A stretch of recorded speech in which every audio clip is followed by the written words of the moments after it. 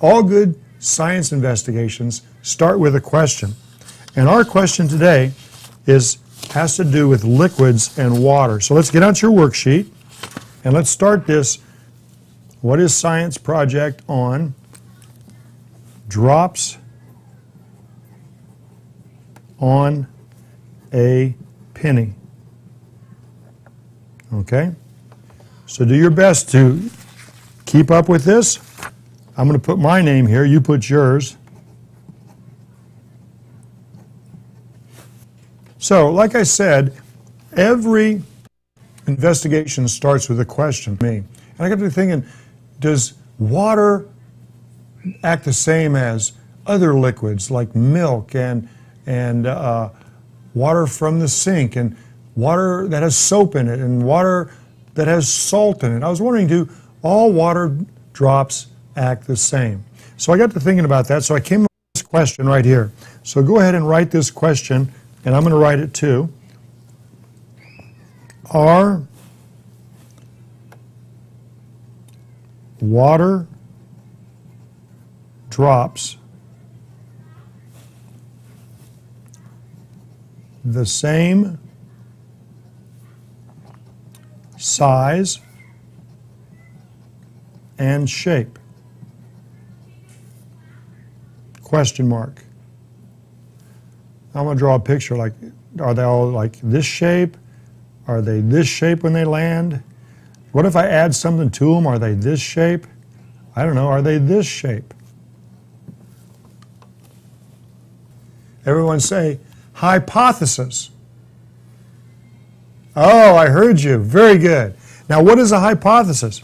A hypothesis is an answer, a possible answer to this question, and it has to be tested. So, the hypothesis is a science word. It's not a fact. It's a possible answer to this question. Are water drops the same size and shape?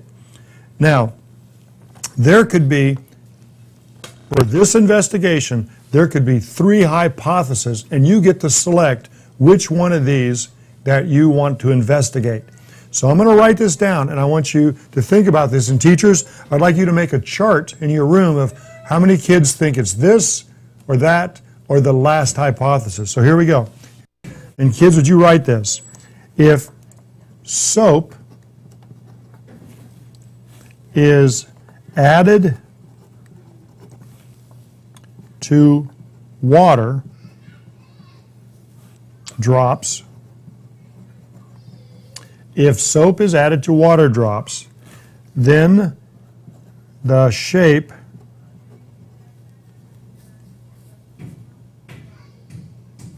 changes.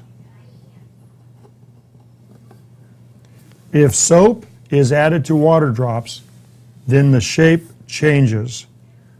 Because, now look, in a hypothesis, it's good to have an if, then, and because. Because soap makes the drops. Now here's the part that you have to decide, teachers and boys and girls. The drops can do one of 3 things.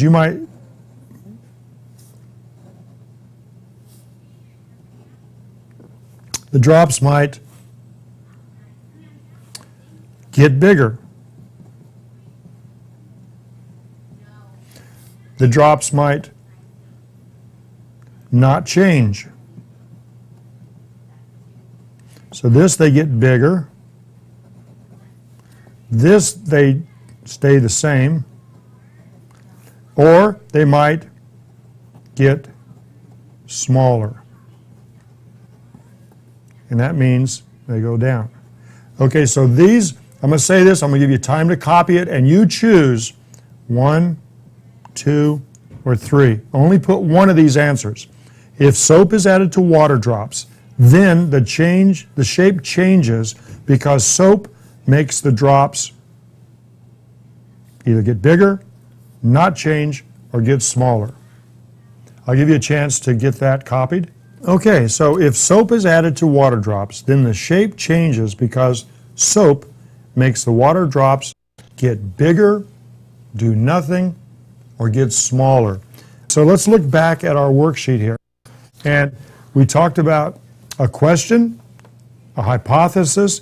Now we need to talk about something called variables. Variables really mean one thing. We want to have a fair test. When we do this test, we want to have a fair test. That means we want to do some things the same. We want everybody to use the same, we want to use the same water. We want to use the same soap. We want to use the same penny.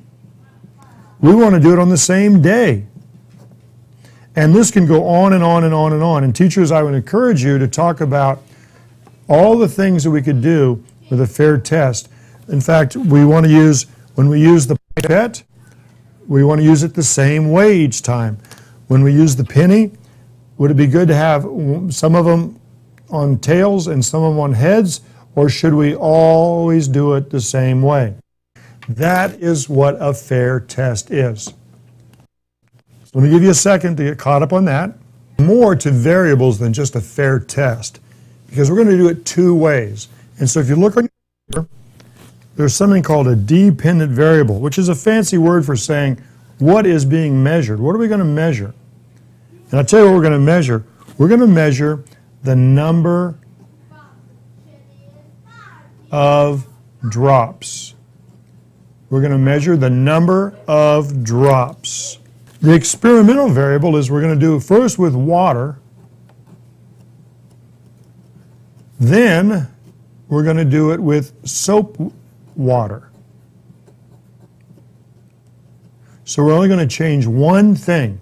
The one thing we're going to do is we're going to add soap. So these are our three variables. Control variables for a fair test, dependent variable, experimental independent variable. Okay, so a few more things I want to talk about, and I'm just going to draw a picture. The materials that you have on your desk right now is you have 2 cups with water.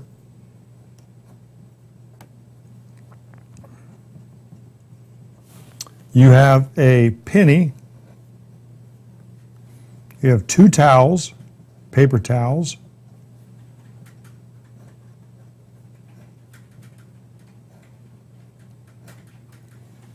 And you have a pipette, which is a tool, a science tool.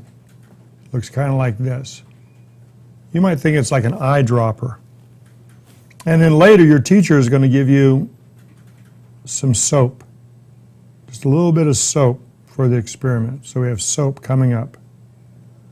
And those are your materials. You don't have to write those down because you have them. So I think we're about ready to get started. But we have to talk about that fair test thing again, and I'm going to show you what I mean by that.